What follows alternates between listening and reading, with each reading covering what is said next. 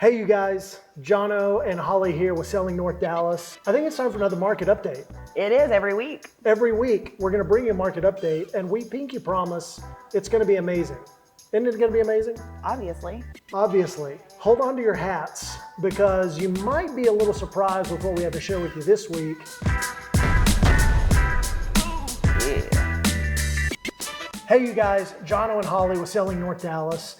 We are super excited you're joining us again. You're going to want to stick around to the end of the video. We got some new metrics that we're going to show you in the Selling North Dallas Market Update tool. Absolutely. How can they get their hands on the tool if they want to just follow along with this? Is that something they can do? Absolutely. There's a link right below in the description. All you got to do is click on it, fill out the information with the city or county that you want the information on. We are going to talk about Collin County, Texas today. Collin County, here we go. So when we were here last, we were in Salt Lake City. We were. Actually, we were in Park City, I misspoke. The background is much nicer in Salina, Texas than it is in Park City, right?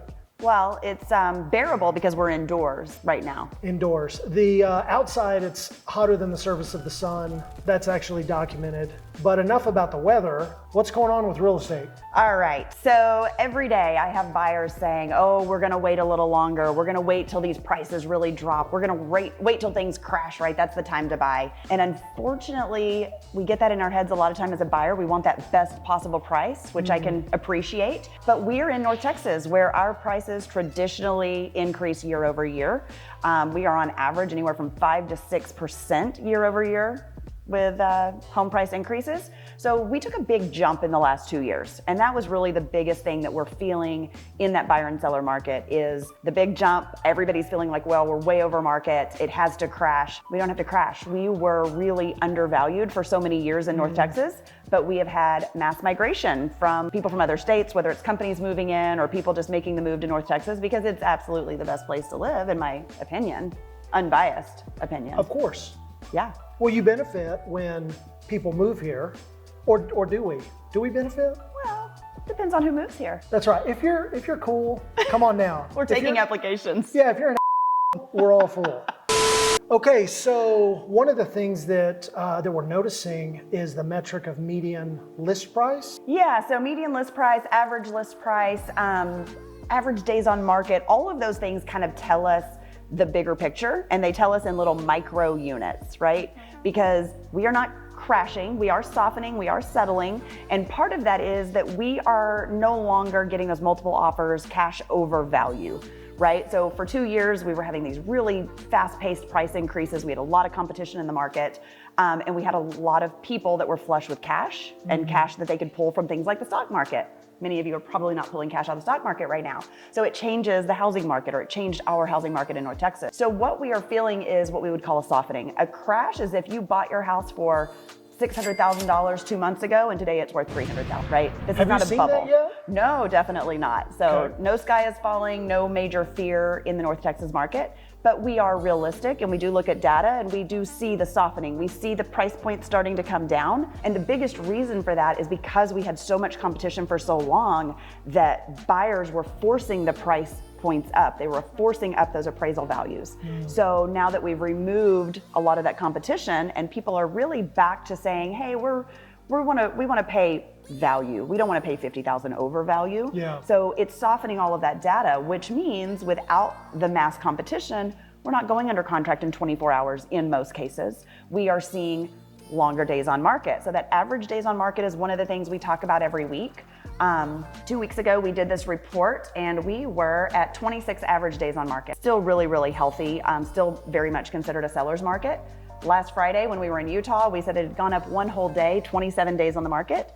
And this week, we're seeing more of that trend and it's up to 32 days on market. So the average this week is 32 days on market for listings. So if you're buying a home, what do you do with that data? Yeah, I mean, if I'm representing the buyer, what I'm telling them is, you know, guys, we don't have to compete. They've been on the market 21, 22, 27 days. We are going to come in with a strong offer, and a strong offer might be at or below list price even, depending on how that listing agent has it priced. Not every agent prices a home where it should appraise and comp. Some price it too low. Many right now are pricing it too high.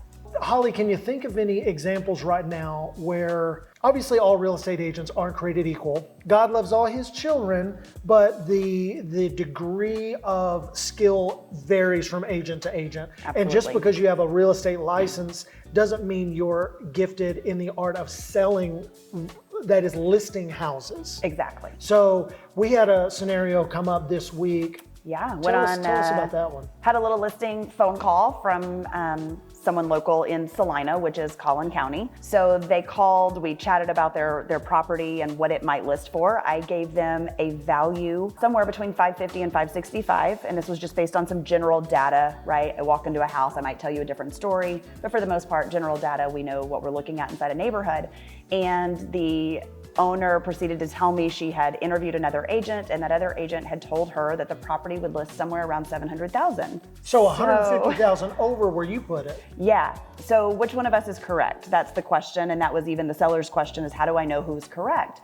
And what I did on my side was I worked backwards, and I showed that seller that had we talked about this 6 months ago, 4 months ago, we might be much closer to 700, and it wouldn't be that we would have been able to list it at 700, it's that somebody might have been willing to pay 700 because of the inventory, the lack of inventory, and the access to cash potentially in the stock market that we don't have the same access today. Yeah. So it wasn't that that agent was wrong, that agent was wrong today. That agent was probably right 4 months ago. Oh, wow.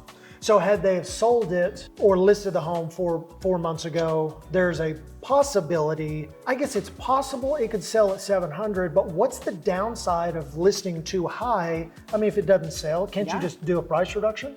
You can do a price reduction. However, the longer a property sits on the market, the more the consumer, the buyer side, feels like it's stale. There's something wrong with it. So, 4 months ago, we were seeing 3 days on market. That was a very normal average. 3 to 5 days was every day. We were seeing that. And so if a house set for 20 or 30 days, something was wrong with it. My buyers would say, "Ooh, this house has been on the market 10 days.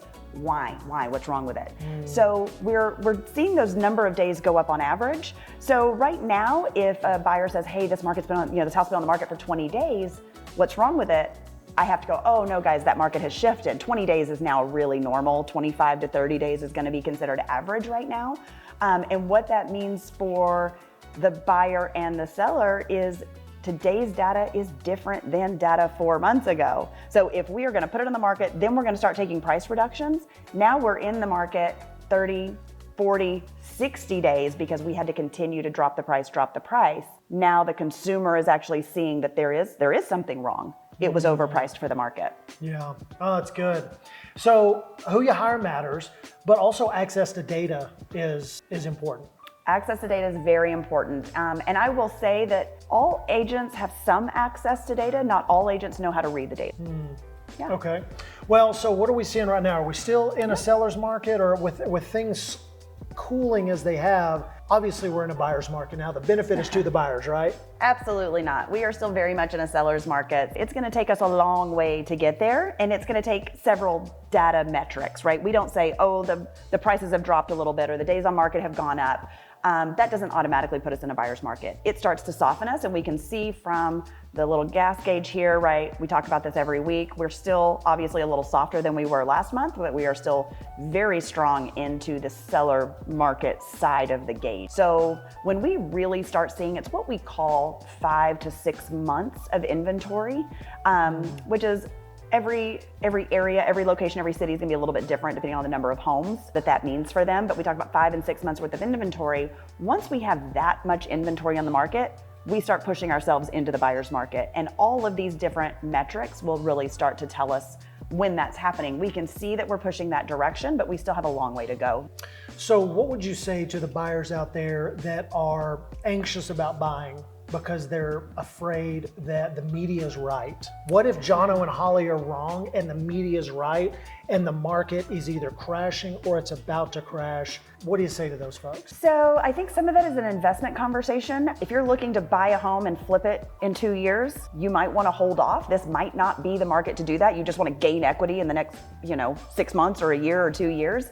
However, if you're going to move into that home, you're going to maybe hold it as an investment property, you're going to rent it for the next 5 to 7 years, your chances, based on data, not just my gut feeling, right? But your chances are really, really good that you're still gonna be up in value over that 5 to 7 year time frame, because we have to look at real estate as a long-term investment in most cases. The only time we really say it's a short-term investment is the unforeseen, which we had over the last 2 years. Somebody that bought that house in December of 2020, they've done really well if they want to turn around and sell it within that 2 year time frame, because we had such a mad rush moving into North Texas. And so we had so much competition that we're driving those prices up. Now, if somebody says, I'm going to live in it for 5 to 7 years and I'm a little bit worried, what if I lose a little value? You know, that can happen in any market. They could lose slight amount of value. It won't affect them unless they decide to sell that property in the short term. Interest rates are going up. We know that that's happening as well, and that's a conversation that we want to have with our buyers so that they feel really informed and can make a decision based on the data. But that being said, we marry the house and we date the rate. That's a good point. Right, 10 years ago, we talked a lot about ARMs, and you could get a 10-year ARM at a much lower interest rate. Those are back, right? We have these options back in the marketplace that are allowing our buyers to get in at a lower interest rate, refi later when the interest rates have settled down a little bit, and maybe we're starting to pull out of the recession that we feel like we're in right now. I was actually talking with one of our buyers yesterday, and they were having a similar feeling of, you know, kind of stuck. What do we do? And in this particular family scenario, they're in their lease until the end of the year, but the apartment community where they're living sent them a message just before they renewed stating that their rent was going to go up $400. So automatically they know if they don't buy a home between now and the end of the year, they know that their rent is at least going up $400. Yeah, and you're always paying somebody's mortgage. If you're paying a monthly payment, it's either your mortgage or theirs. You're going to pay somebody. Why not pay yourself? Exactly. So I think that's a great place to put a pin in it until next week. Anything else to throw on the fire? I don't think so. I think they need to hit that subscribe button. Where's the subscribe button? I don't know. Where's it going to be today? I think the subscribe button is going to be right here today. So click subscribe. Make sure you click the like button. And until next time, don't forget to check your references. What? She said later, losers. Later, losers. Check out this video that my mom really likes. Okay, puppies. Wow. You're up. That was wow.